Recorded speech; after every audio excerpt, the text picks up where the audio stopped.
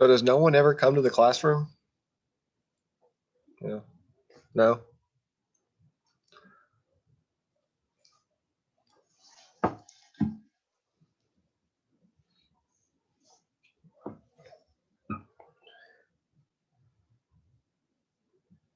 Are you the only one in there? Yes. Hey, No. Sarah. Hi, Sarah. Hey, honey. How are you? I'm doing good. How Where are are you? you? I'm in the library. Where? Library? Like, yeah, where in the library? Oh, you know that giant orb thing in the back? I'm in the orb thing in the back. Oh, Yeah. look at you. Where are you? Where am I? I'm in my Where are room. you?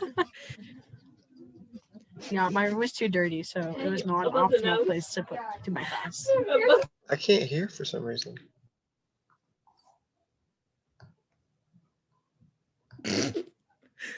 Salone. Yeah. Michael says, I thought you were going to join us in the classroom today. Oh, well. So you lied. You just like fully lied to this man. Hey, I wasn't going to the class today.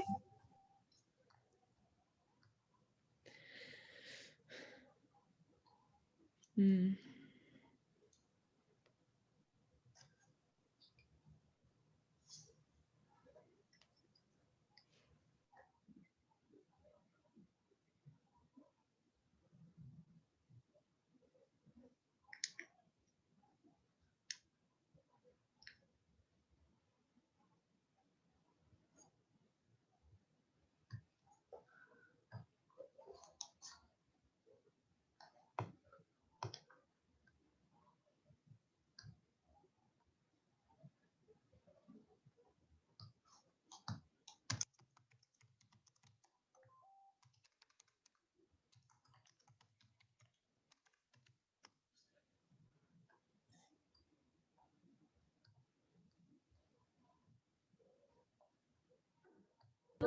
Hey, guys, what's your favorite kind of dressing on salad?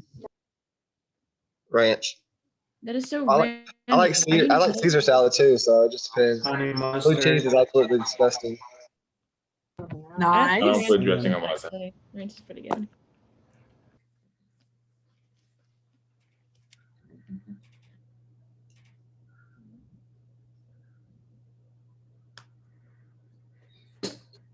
What are y'all's zodiac signs? Why are you like trying Hey, to? I have to keep it I'm a interesting. Capricorn. I'm a Capricorn. I don't know about anybody else. That's pretty January cool. Capricorn. I'm a Leo. Wait, I have a question. I'm a Scorpio. Libra. What's up, D'Anthony? What's your question? What planet are you talking about? Because there's a whole bunch that goes into zodiac. I don't know, like Earth, like if you're born on Earth, what your zodiac sign is? I don't know how this stuff works That's not what I meant, Actually, but no, it's for the basics, I'm I- a Leo. I think she's talking about sun signs. Is our professor just like not in here? Yeah, I'm a Leo. 404. No, I don't think he's in here. I'm a Pisces. I don't know what that means. It's a fish. Oh yeah, he's here. He's here. Hello. All right, guys. Sorry, y'all. Hello. How are you? Good. Hello. It's been a crazy day. So sorry that I'm late, but let's start out correctly. May the force be with you. And also with you. With you. And also with you. Good job. Good job. It's great to see everyone. How are y'all doing? Good. Good. I'm Doing gonna dandy, how are you? busy. Yeah. God bless you. Busy. I get that. Can y'all see my desktop? We see Yeah. your like. Yes. Yeah, we can Good. do that. Okay, so I'm gonna pull up some notes that I just put on Canvas today, just like literally 30 seconds ago. That's one reason I'm late. And because today we're talking about the Euthyphro. Now, I'm gonna say a couple of words about Grube's introduction. I'm gonna talk about Grube's introduction a little bit, but just a little bit, and then we're gonna delve into the actual Euthyphro of Plato. Does that make sense? Now, before we start, does anyone have any questions or comments? How's everyone doing? yeah. Any issues? Anything that y'all want to say to me? Yeah, I hope you're liking the class, you know. Yeah, any thoughts? Any comments for me?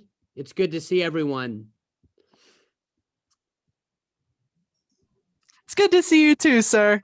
Good. Thank you. Thank you so much. You're welcome. Okay, y'all. We are okay. I know what I want to do. I want to pull up the reading schedule on Canvas. I'm going to do that. I'm going to pull up the reading schedule on Canvas. Holy shit, this chair's broken. Oh shit. Yeah, it's all right. You don't have to worry about cussing, but it is helpful to mute yourself. So it's all good. But I'm going to pull up the reading schedule just to make sure that we're all on the same page today. So today we are discussing Plato, right?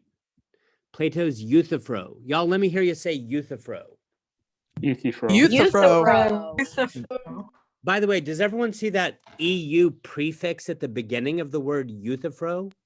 Yes. What do you think that prefix EU means? Any guesses? No idea. Have y'all ever heard the word eulogy? Yes.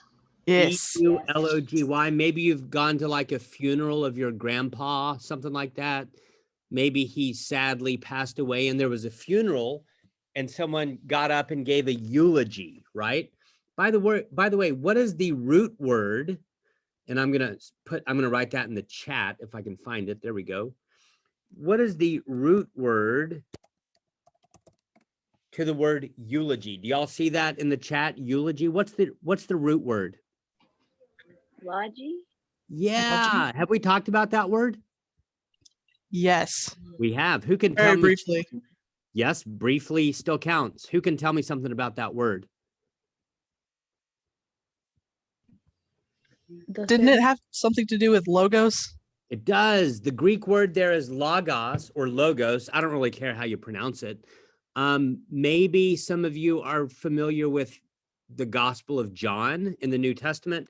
John says, in the beginning was the Word, and the Word was with God, and the Word was God, right? I'm not telling you that because I want you to be a Christian. I'm telling you that because it's an important term, the term logos. It can be translated word. If there's anyone in my class who speaks Spanish, in Spanish, it says, in the beginning was the... Ooh, I'm getting Spanish and Latin confused at the moment. I think it says, oh yeah, verbo. En el principio en el principio era el verbo. And that's kind of a cool translation because it comes from the Latin verbum, verbum, which translates logos, but it's also just the word. In the beginning was the word, okay? And so if anyone is a biology major, you see that word logos again. Biology is the logos of life. Biology is the study of life. So that word logos could be translated as study of, right? Study of life. Psychology is the study of what? The soul, the psyche. Psyche means soul. Y'all, let me hear you say, and I'm putting it in the chat. Let me hear you say psyche. Hey. That means soul in Greek. And psychology is the logos of, or the study of, the soul. Biology is the logos of, or the study of life, right? What is anthropology? And I'm not talking about the ladies' store. Anthropology is the logos or study of what? Like old, ancient, not ancient civilization, but like ancient old history and like old social Dynamics, Nice. culture. That's the word I'm looking for. Who's talking right now? Ashley McMullen. Hey, Ashley, I'm not saying you're wrong, but the Greek word anthropos, do you see that in the chat? The Greek word anthropos just means man or human being. I'm not trying to be sexist here. You could translate it as human being. Anthropos means human being. And usually people just say man, although we're now living in a politically correct age. And so I will say human being in order to be gender inclusive. Are you with me? But anthropology is the logos, the study of anthropos. What's anthropos? Man or human being, okay? Logos, it's a big word. And so eulogy is what? It's a kind of word, but the prefix "eu" means good, like euthanasia. What is euthanasia? Do you see the prefix euthanasia? Do you see the prefix EU? You see how that prefix is the same as in eulogy and in euthyphro, right? What is euthanasia? Euthanasia is a good what? Death. That's right. It's a good death. It's a good death. That's euthanasia. So a eulogy is what? It's a good story about someone's life. That's right. It's a good word. If your great grandpa died in 2019 and you went to his funeral, someone got up and gave a eulogy. What are they doing? They're giving a good word for your great grandpa, right? So that's the prefix EU, eulogy, euthanasia, euthyphro. Whatever euthyphro means, it has something to do with good. Okay. Now, we're going to read we're going to talk about the euthyphro today. I'm going to try to keep it super short. I put up some notes on Canvas, which I'm now showing on my desktop. And y'all, I'm only going to talk about like 10% of what's on this page, maybe less. You do not need to have, let me put it to you like this. There's a bunch of stuff on these notes I don't expect you to know. But I do expect you to know anything I talk about. Are you with me? So look with me at the very, very top on page 1. Grube lists 3 important themes addressed in the euthyphro. And I'm only going to talk about number 1 and number 3. I'm going to skip number 2. You could draw a line through number 2. Number 1, Socrates' presentation of the forms. The forms.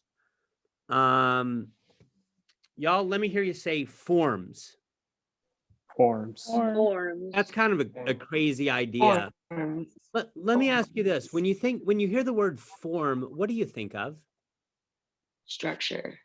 Ooh, who said that? Rachel did, Faye. Rachel, that's great. Structure is a great one. You could say shape. You could say design.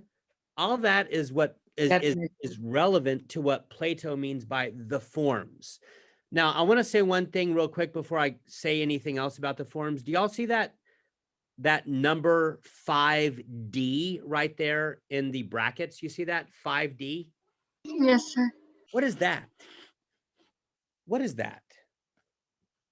I'll tell you what it is. It's not a page number. You might call it a marginal number, okay? Now, in my version of the book, marginal number 5, so 5A, begins on page 5. But do you see the little 5? Can y'all see the little 5 in the margin? You see that? See, marginal numbers are really awesome because it means that no matter what translation you have, you can still find the relevant passage. Okay, so I'm sure that I have different translations. In fact, I know I do, of Plato's Euthyphro. But even if, like, let's say that this was published in 1999, I'm just guessing.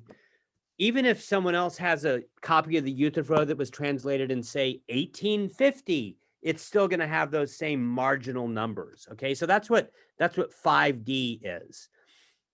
Now, Plato is always talking about the forms. Y'all, there could easily be a graduate philosophy class that talks about nothing other than the forms. It's a huge topic. There's really no way that I can do it justice in just a few minutes. But what I am going to do, and this is slightly embarrassing, but I'm still going to do it. I'm going to go to my blog. Yeah, very embarrassing. My blog, because I have a blog post on the forms, kind of embarrassing, but That's fun. but it's it'll get the job done. All right. So look at the title. This is my blog. Can y'all see that on your screen? Yes. Platonic forms, a feeble attempt. What for Plato are the forms? Nothing could be. Now remember, he always talks about the forms.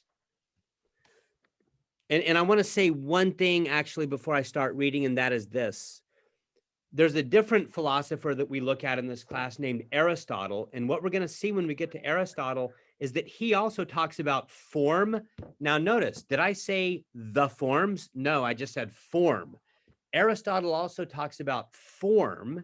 And I like Rachel's idea that form means structure. Aristotle also talks about form. But when Aristotle talks about form, what he means is, you might think of it like this: the shape of this banana, or the shape of these scissors. Okay. See, what Aristotle would say is that everything in the world, this is Aristotle, everything in the world is composed of two things: form and matter. Form and matter. Okay. Now, by the way, that should immediately remind you of Parmenides and Heraclitus. Parmenides is like form. Heraclitus is like matter. Remember how I've been telling y'all that both Plato and Aristotle, they both take Heraclitus and Parmenides and put them into what? Dialectic. Very good. Dialectic. They put them into conversation, and we're seeing that right now because every single thing in the universe, according to Aristotle, whether it's a banana or a cup or scissors, every single thing in the world, and I want you to write this down. I'll put it in the chat, but I want you to write it down. And we'll come back to this when we get to Aristotle. Yeah, and I think I said this last class. Composite unity of form and matter. Aristotle thinks that everything in the world is a composite unity of form and matter. Okay, so are the scissors composed of matter? Yes or no? Yes. Yes. Yes. Do the scissors also have structure or form? Yes or no? Yes. Yes. Yes. Yes. See, Aristotle would say that the scissors are a composite unity of form and matter, these two things that come together. Same is true for the banana, same is true for the cup. Everything in the world is like this, according to Aristotle, a composite unity of form and matter. Okay. A good way to think about form is the shape of something, like, I don't know, the cup it's got kind of a round shape, but it's also kind of like a cylinder. That's the shape that's connected to the form. But what about the matter? The matter of this cup is some kind of metal, like, I don't know, aluminum, maybe. This cup, the matter is clay or maybe porcelain, right? But everything in the world. Sorry? Does it matter? Matter essentially, though, especially in science, is anything that has a definite volume and shape to it. I think that And Aristotle, all those things definitely have that. I love that.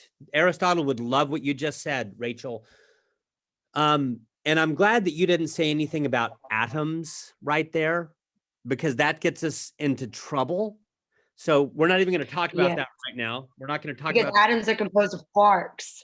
So Well- you can even go smaller than atoms. We're not going to talk about atoms right now, but yes, we'll come back to atoms later.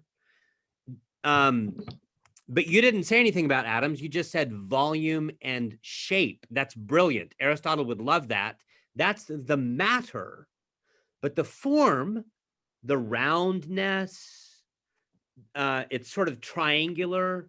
The form, the fact that it has a handle, the form is like structure. Now, let me say one more thing, and then I'm going to connect this notion of form back to Plato, who talks not about form, but about the forms, okay? I want to say one more thing, and that is this. If you think about the form that co-constitutes this mug, the form is kind of like in the mug. Are you with me? Like the form is not floating around above my head. I mean, no, it's not up there. The form is in the cup. It's in the cup, just like the matter is also in the cup. Does that make sense? But see, for Plato, it's different. For Plato, see, let me put it like this. Plato believes in forms without matter. That's kind of crazy. See, all I want you to remember right now is that for Aristotle, form and matter go together and co-compose or co-constitute things in the world like cups and books and eyeglasses and human bodies and bananas, okay? So for Aristotle, form is in things. You might say that for Aristotle, form is inherent in objects. That would be one way of putting it. For Aristotle, form is inherent in objects. But for Aristotle, no. Forms are transcendent. For who? Transcendent.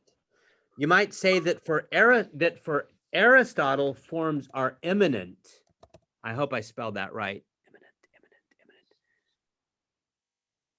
Wait, and who says they're transcendent? Aristotle? Plato. I may have Plato. misspoke. I do that sometimes. Yeah. For Plato, the forms are transcendent. They're separate from matter. But for Aristotle, they're immanent. Let me hear you say immanent. Immanent. Immanent. Immanent means in or inside, but transcendent means above or beyond. Kind of like the prefix meta. Meta can also mean above or beyond or transcendent. Okay? Now, are y'all with me so far? We're talking about form. And I'm really trying to talk about Plato, but I jumped ahead to talk about Aristotle in order to make sense of Plato. Now we're going to read my blog. Remember, Plato says that forms are disconnected and separate from objects. That is to say, he thinks that they're somehow transcendent. Now, y'all, before I read my blog post, I want to say one more thing. What are the forms? It's really fucking hard to know. Like, philosophers debate about what are the forms. Philosophers have been debating about this for centuries, for millennia. So it's not like I know what the forms are. It's not like I know what Plato means by form. I can tell you what I think, and that's what I'm about to read to you. But keep in mind that for Plato, the forms are transcendent and they're separate from objects in the world, okay? Now, let's read. What for Plato are the forms? Nothing could be more difficult than, oops, there's a typo. Nothing could be more difficult than to answer this question. Even Augustine, who certainly knew Plato much better than I, demurs in attempting to nail Plato down. Next paragraph. I'm going to skip that. Next paragraph. So then what follows is the best I can do in stammering towards some kind of sketchy impression of Plato's doctrine of the forms. Many interpreters of Plato, including Aristotle. That's kind of interesting, right? Aristotle was Plato's what? Interpreter. That is correct, but he was also Plato's student, right? Student, he learned from him. That's right. Many interpreters of Plato, including Aristotle, take Platonic forms to be mental concepts. This is what I'm trying to say. A lot of people think that when Plato talks about form, he's talking about mental concepts. And one can see a certain plausibility in this interpretation, especially based on the early dialogues, such as the Euthyphro. The Euthyphro is an early dialogue of Plato. That's one of the reasons we're reading it. But you said Plato is the one that says mental concepts for forms. Is that what you said? See, the whole debate, the whole question we're asking, Sarah, is what does Plato mean by the forms? That's the question we're asking. Some people say that they're merely mental concepts. In fact, that's what Aristotle says. Aristotle says they're just mental concepts. And it's easy to see why Aristotle would say that. Can y'all see my little cursor, the little arrow on the screen? Yes. It's easy to see why someone would say that, especially based on the early dialogues, such as the what? Such as the Euthyphro, where the form of piousness or piety is considered in a context of the discussion of genus and species. Y'all, have we talked about genus and species in this class? Not in this class. All right, But that's a fun subject. I'm gonna put something up real quick. Yes. Just to sort of get us going here. I Now, love when philosophy and science collide. yeah, good. All right. And Rachel, like Aristotle would totally think that philosophy is science. Mm-hmm. You and I don't think about it that way because when we think about science, we're talking about modern science, which involves things like experimentation, observation, and the scientific method. We're actually going to talk about that later in the class, but back to this genus and species. Y'all, let's see here. I got to find the right one. Oh, I don't like, let's see. This is the right one. Y'all see that? This right here? Can y'all see that? Now, y'all, let me ask you a question. Which is more specific, genus or domain? Which is more specific? Genus. Right. Which is more, let me ask you a question. What is the opposite of specific? General.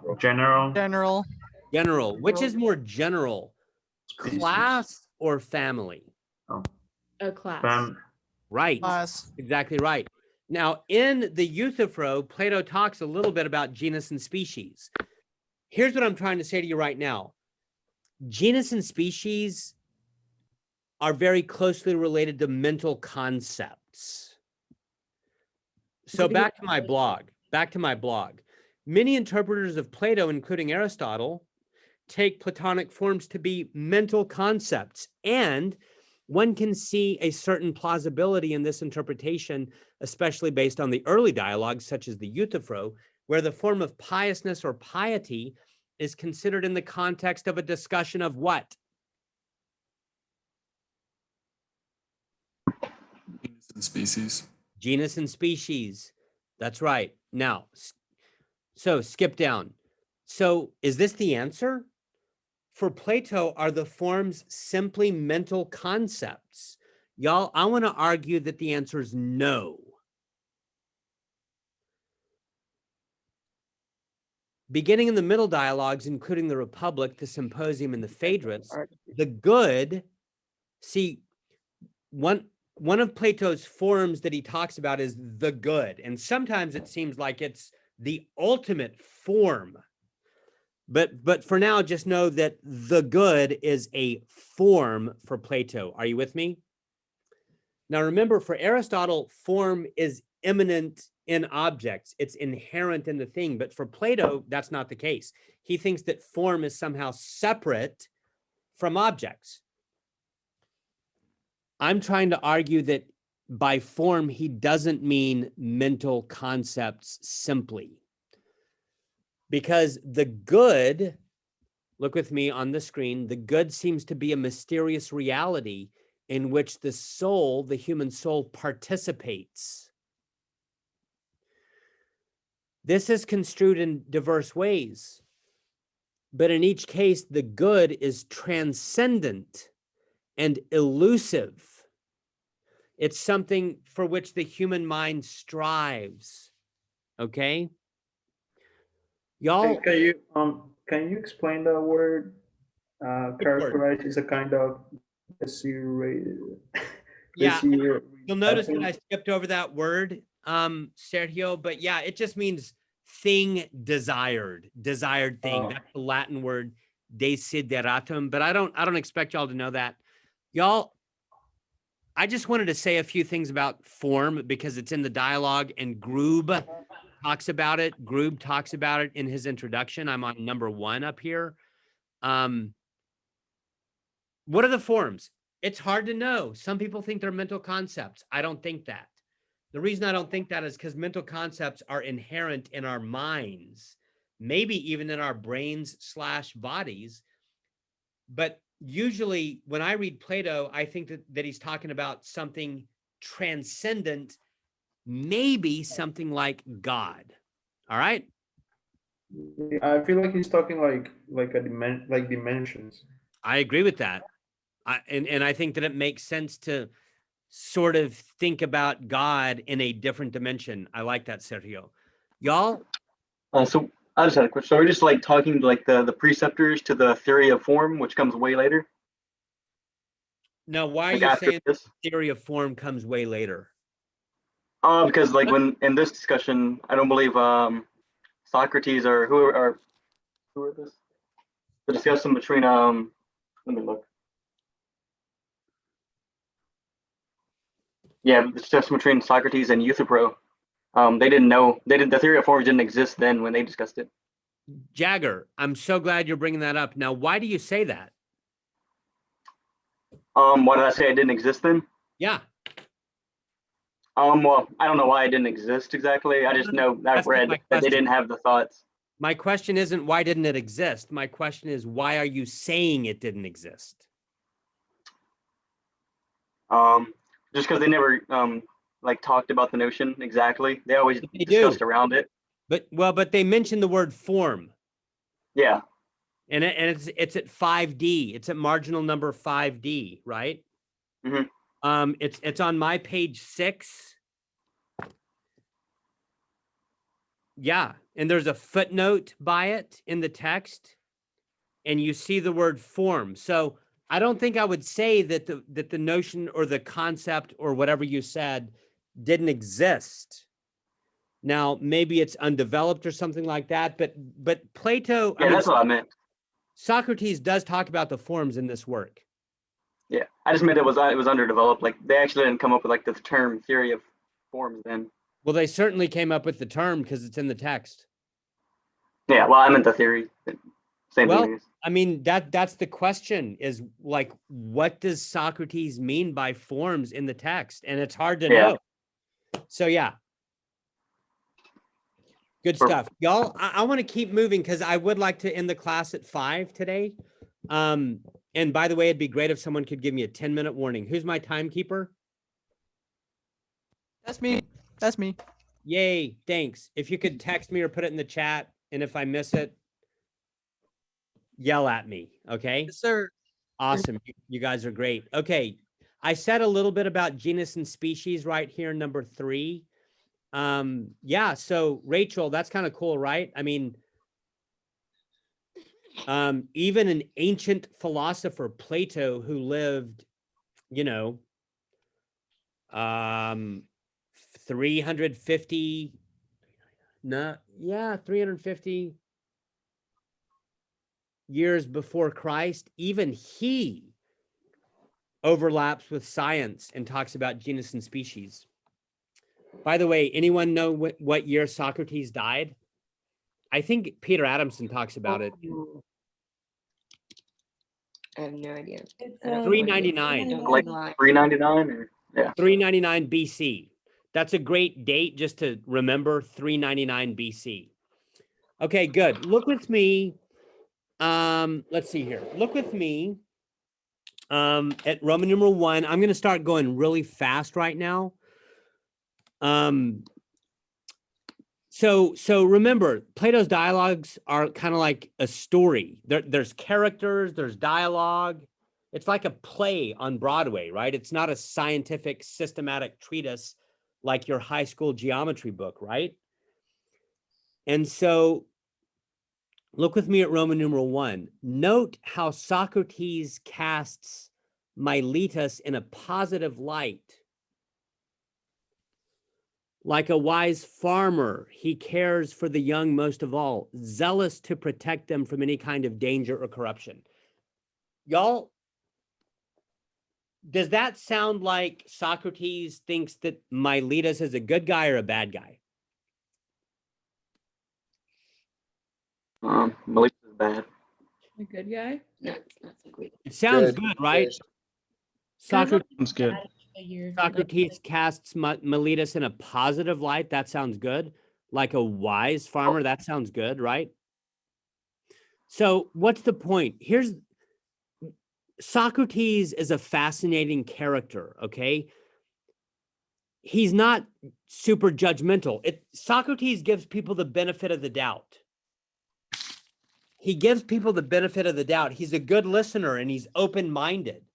So one of the things that we'll see soon is that what Socrates does,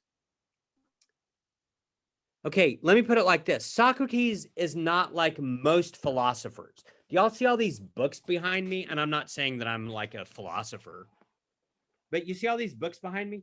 Like I have an office. It's kind of amazing. I could like sit in my office and read and think all day if I had time. You know what I mean? Some philosophers work in their office in a study. Later in the semester, we're gonna watch a documentary about Friedrich Nietzsche. And Nietzsche did not have an office. He did his philosophizing on the road. Nietzsche walked around. In fact, he took hikes in the mountains. And that's where he did his philosophy. Are you with me? Socrates is more like Nietzsche than he is like someone in an office. Someone in an office, you might call that person an armchair philosopher. Have you ever heard that phrase, armchair philosophy? Armchair philosophy kind of implies, that phrase, armchair philosophy, it implies that it's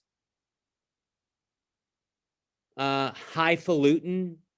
It implies that it's theoretical. It implies that it's useless in the real world. Are you with me? It's not like grounded. Not grounded, not practical, not relevant. Yes. In other words, an armchair philosopher doesn't know how to keep it real. Okay? Socrates knows how to keep it real, just like Nietzsche did. Okay? So what Socrates would do is he would walk up to people on the streets of Athens, and we're going to come back to this later when we talk about the Republic. And what Socrates would do is he would interview people. He would very simply ask people questions. It would be like me walking up to, walking up to DeAnthony and being like, hey, DeAnthony, like, why did you decide to go to college? And then DeAnthony gives me an answer and I'm like, okay, well, why do you think that? See how that works? It's like me interviewing or cross-examining or interrogating Anthony, not like I'm an asshole. Like literally, I'm curious about Anthony and I literally want to learn stuff, okay? That's what Socrates is doing. And he walks up to people on the streets of Athens and literally asks them questions. And y'all, there's three kinds of people he walks up to.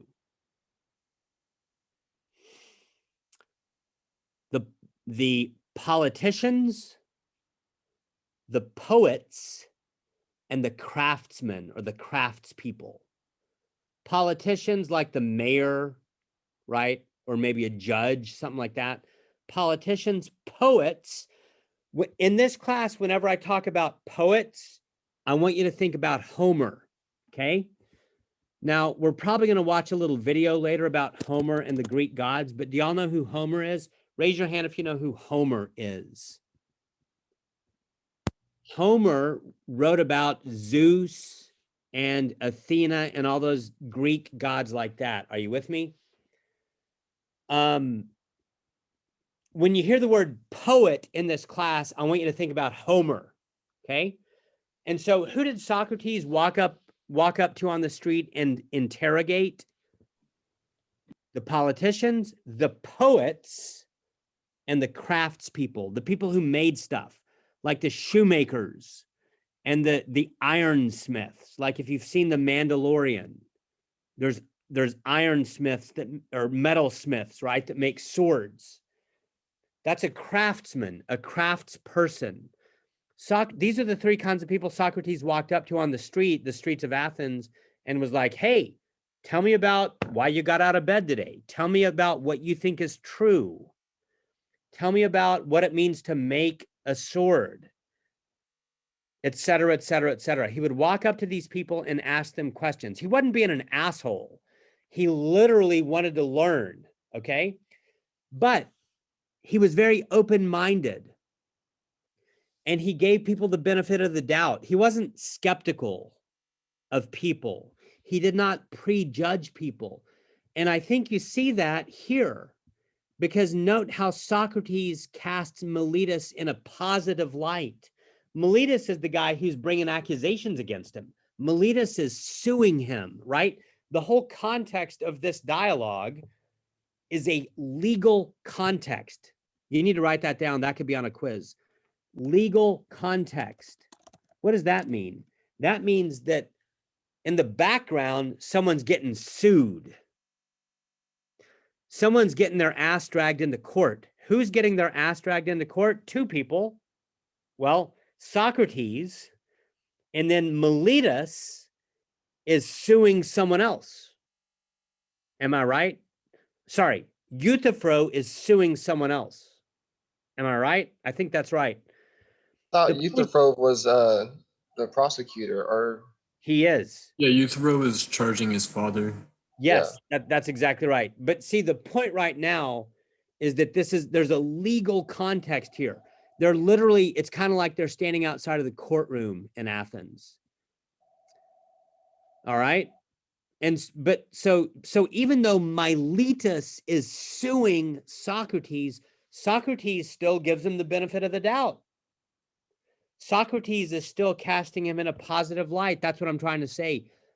Socrates doesn't prejudge people. He gives people the benefit of the doubt. He's genuinely curious in what you think is true, in what Meletus thinks is true, in what craftsmen, politicians, and poets think is true, in what Euthyphro think is true.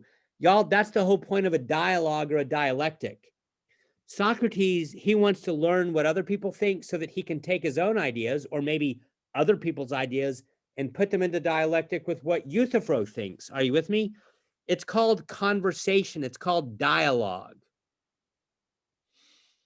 But what I want you to see is that Socrates casts Meletus in a positive light. This is very typical of Socrates, okay?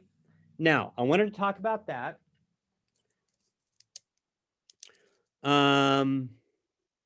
Now, look with me at C. Here's another thing.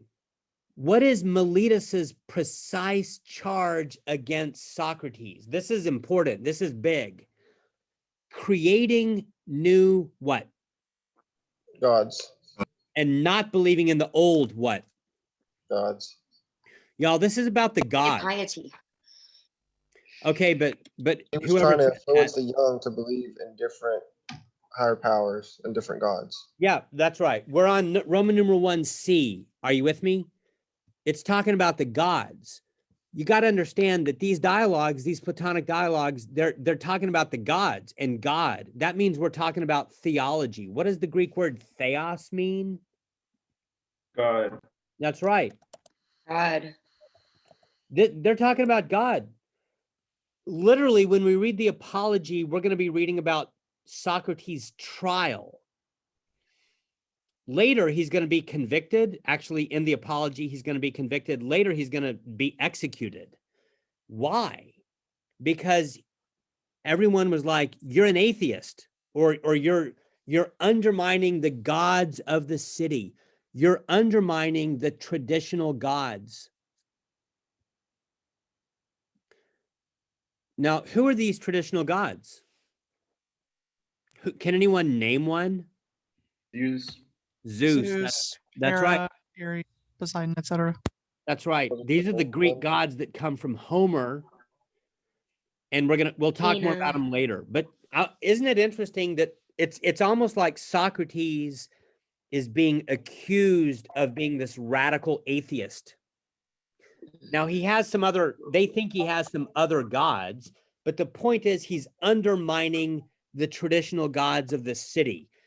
When we say city, we're really talking about the city-state, which is the Greek word polis. Y'all, let me hear you say polis. Polis. That's kind of like metropolitan. You hear that? Or cosmopolitan. Or police. The police. Like some people think we should defund the police. That's from the root word polis, P-O-L-I-S, that means city, but really it's not a city like Tyler or Houston. It's more of a city-state like Athens. Athens was its own city-state. Sparta was its own city-state, et cetera, okay? So Socrates is being accused of undermining the gods of the polis. That's why he's getting into trouble. And y'all, what is he doing? How does he undermine them? All he does is he walks up to people and asks questions. That's all he does. He's like, Ariana, why do you believe in God? People don't like to be questioned about anything that they do. And that's just like an inherent human form. Like, why do you have to have a reason for doing things you do or believing the things you say? And that can annoy people. So maybe. And it did annoy people. It did annoy people. That's one of the reasons why he got killed. But I just think it's important for us to read the text charitably. And I'm wanting y'all to be open to the idea that he wasn't being an asshole. Yeah, he's just curious. He just has questions. That's right. He's just curious. He's not wanting to know why something is happening, like, in a hateful way. Just like, I'm curious, why do you believe this way? Like, that's exactly why do right. you do it this way? That's exactly right. Wait, so they killed him just for basically thinking differently? Is that what you're saying? Who's talking? For being curious. Curiosity killed the cat. So who asked that question just then? Daniel Cardoso. Thanks, Daniel. So basically, yes. Okay, but you need to pay attention to the charges, right? The legal charges, and that's one of the reasons this dialogue is important, because in this dialogue and in the next one is the apology. But even here, what is Miletus's precise charge against Socrates? Creating new gods and not believing in the old gods. Now, there's various forms of this, and we'll come back to some of them later. But by the way, don't believe me. Read the text for yourself. It's at marginal number 3B. All right, Daniel? Don't take my word. Read it. Gotcha. So Yeah. do you know what new gods he was accused of creating? Because I can understand where the not believing in old gods might come from, but I didn't see anything in the text that would suggest new gods. So I'll say two things. One, we're going to come to that later. Okay. But secondly, already, let me ask you, okay, who asked that? Who asked that? Nick Taylor. Okay, Nick, let me ask you this. You asked me a question, I'm going to ask you a question. This lecture has been going on for maybe 45 minutes. Did I say the word God in this lecture? Like you said, God's plural. Okay. I don't know. Think about earlier in the lecture today. Remember my blog? What was my blog post about? Nick. I think you're just trying to describe form. It was the forms. But when I was talking about the forms, I even suggested that in my view, what?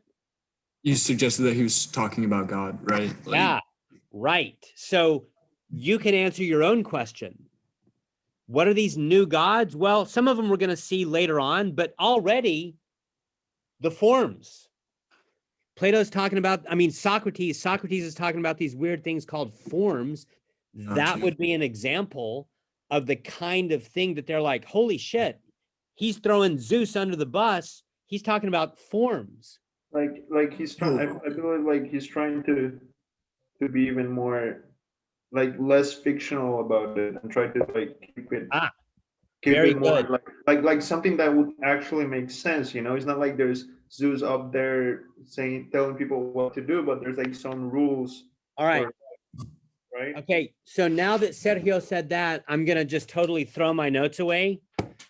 And I have to talk about that because yes, Sergio, you used the word fictional. I'm going to throw another word out. It's this one. Mythos, right?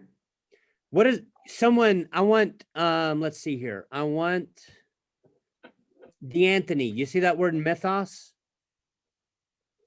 Yes. Let me hear you say mythos. Mythos. Or you could say muthos if you're fancy. But what does that word look like to you? Looks like myth. Myth. Yeah. What's a myth? Have y'all ever seen that stupid TV show called Mythbusters? Ever heard of that? What's a myth? A myth is like a story. Now we're going to talk a lot about myth in this class, partly because that's what I wrote my dissertation on. And I want you to know at the end of the day, Plato doesn't hate myths. But isn't like myths like kind of beliefs, like underlying a belief or something? Now, hang on. Just hold that thought. Here's what I want to say to you. On the one hand, okay, first point number one, let's define myth. What does myth mean? It means story, or you could say narrative. Okay, narrative. Teach a lesson at the end of the myth. Now, hang on. I need y'all to listen.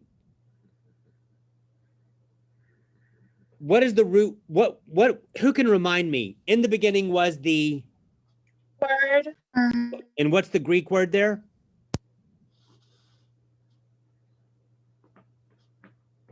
What's the Greek word? Verbo. No, in the beginning was the word. That's also the same as the root word of biology and psychology and anthropology, right? Logi. Logos. Let me hear you say logos. Logos. Yeah. Logos. Now, are y'all with me right now? Oh. Logos. Guess what the opposite of mythos is? Logos? That's right, logos. A logos has to do with reason and what you could call discursive reason. You could call it abstract thought. There's a lot of things you could say about it, but the opposite of mythos is logos. Now, a minute ago, Sergio was like, oh yeah, Zeus is kind of fictional, right, Sergio? Yes. That's a great, like, high five, but here's a better word than fictional. That's a good word, but we're going to use the word mythos, mythological. And yes, Plato is coming along and he's demythologizing the Greek gods. Thank you, Ashley. Plato's coming along and he's demythologizing the Greek gods. Now that's a big word, demythologizing. That's kind of like myth busting. Are you with me? So is that what Socrates is doing? Yes, it is. But I want you to remember that later on, Socrates is going to be like, hey, we still need myth. Later on, we're going to see that. He's like, we still need myth. But for now, he is demythologizing the Greek gods, and that is what's getting him into trouble. And one of the ways you could put it is this. I'm gonna write this down. Socrates is subjecting the Greek deities like Zeus to a scientific analysis. I need someone to read that sentence to me, and I'm going to call on somebody. Christopher, can you read that sentence to me?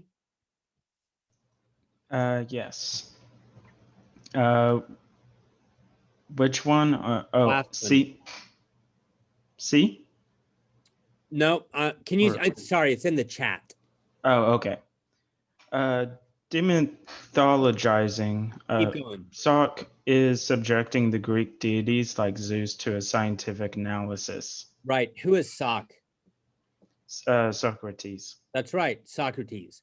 So you see, I'm piggybacking on Sergio's comment. Yes, Socrates he's debunking the Greek myths. Now, later on, we're going to see that he still likes the Greek myths, but for now, he's subjecting them to some sort of rigorous scientific philosophical analysis, and he thinks they're stupid. And you can see that he thinks they're stupid. And by the way, you guys need to be thinking about Parmenides' being right now.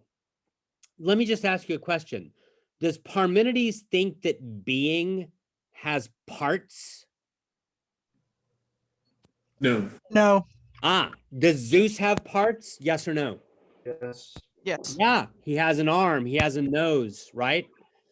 Does Parmenides think that being changes? Yes or no? No. Oh. No. Right. Does Zeus change? Yes or no? Yes. Yeah. On Monday, he's in a good mood, and on Tuesday, he's in a bad mood. He changes. So that's important. That it's a great point that Sergio came up with. One of the things going on in these Platonic dialogues is that Socrates is articulating why the Greek gods are stupid, and he's getting in trouble.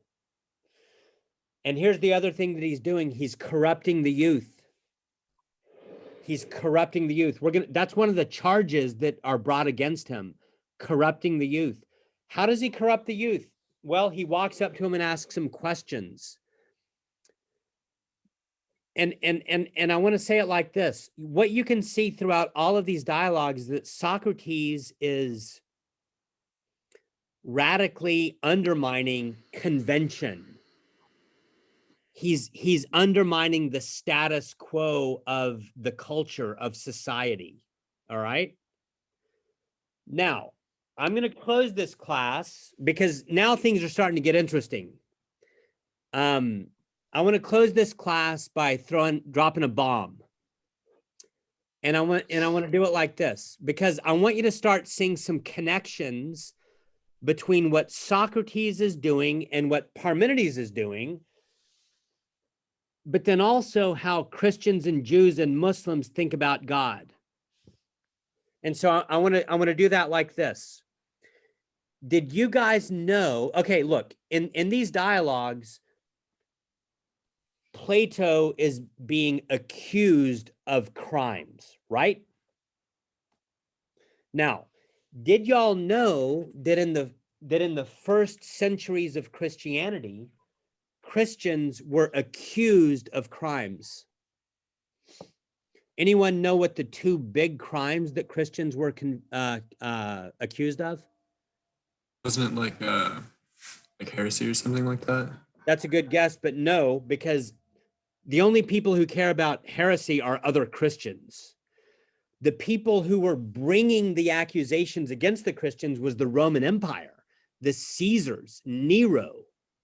He didn't give a rat's ass about pure doctrine. All he cared about was power, which is just like in these Platonic dialogues. See, it's the Caesar and the forces of the Roman Empire, Nick, that are bringing the charges against Christianity. My question is, what are the two biggest charges that the Christians were accused of? And I'm going to tell you the first one. The first one is cannibalism. The early Christians were accused of cannibalism. Now, that's weird.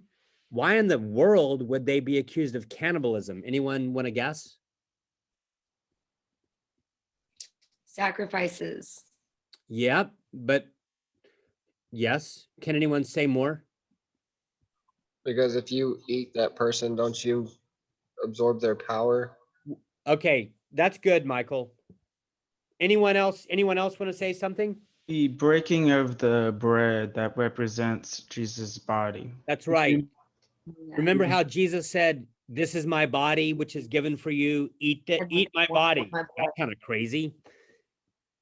We call that the Eucharist or the Lord's table or the service of Holy Communion. And when the pagans in the Roman Empire heard that, they were like, damn, they're cannibals. They're talking about eating Jesus. That was the first accusation that the Christians were accused of. But what's the second one? Does it have something to do with spreading a different religion because it was wasn't the religion of the state? Yes, just like Socrates. Socrates is kind of being accused of spreading a different religion, but mainly he's just getting in trouble for rejecting the status quo religion, right? Well, guess what the Christians were accused of? Not just cannibalism, but atheism. What? That's kind of crazy, but it's true. It's a historical fact. Why would the Romans, the people who worshiped Zeus, why would they accuse Christians of atheism? I'll tell you why. It's because the Christians, just like Socrates, looked at the Roman and Greek gods like Jupiter and Zeus, and they said, those gods are stupid. Look at Zeus. On Monday, he's happy. On Tuesday, he's sad. He's always trying to like get laid by tricking his wife. Yeah, Zeus does stuff like that. Socrates talks about stuff like that in the dialogue. Y'all remember how Euthyphro, Euthyphro is basically wanting to execute his father, right? Did you know that some of the Greek gods do that? Didn't Zeus do that? Was Zeus's dad Kronos? Is that right? Yeah. Like the all the Titan. gods. And then they I kill think them. Zeus like murders his dad. The point is that the gods are always doing stuff like that. Socrates comes along and says that can't be God. Whatever that is, it's not God. God has to be beyond all that and better than all of that. And this is where Parmenides comes into play, because Parmenides says that being does not change, does not consist of parts and wholes, stuff like that. That's what Socrates is thinking about. That's also what the Christians are thinking about in the first century. The point I'm trying to make is that in the same way that Socrates is getting in trouble for undermining the status quo religion, so also the Christians got in trouble for undermining the status quo religion. And just like Socrates is being accused of being an atheist, so also the Christians were accused of being atheists. And y'all, that's going to do it for today. I think that probably next class, I'll say a few more words about the Euthyphro, but we got to start with the apology as well. Okay? Now, does anyone have any questions, comments before we call it a day? Anyone have a burning desire to speak? So for Socrates, it wasn't necessarily that he didn't believe in something. He just didn't think what they were thinking as a god is what he was thinking as a god. That's a great question, and that would make an awesome paper topic, Sarah. I think that here's a couple of good ways to think about that. First off, sometimes it's hard to know what he thinks or what he believes in, if he believes in anything at all. But also, when you hear him talk, it can sound like he might be an atheist. I mean, what are the forms? you know, it'd be kind of like a scientist saying, it'd be like a scientist saying, I don't believe in God. I'm an atheist. Oh, but I believe in numbers. Well, is that scientist an atheist, or does he think that God is numbers? Are you with me? Those sorts of same questions could be asked to Socrates. So yeah, on the one hand, it does seem like maybe he believes in some other things, just not the gods of the city that he thinks are stupid. On the other hand, sometimes it's hard to know what he thinks, and maybe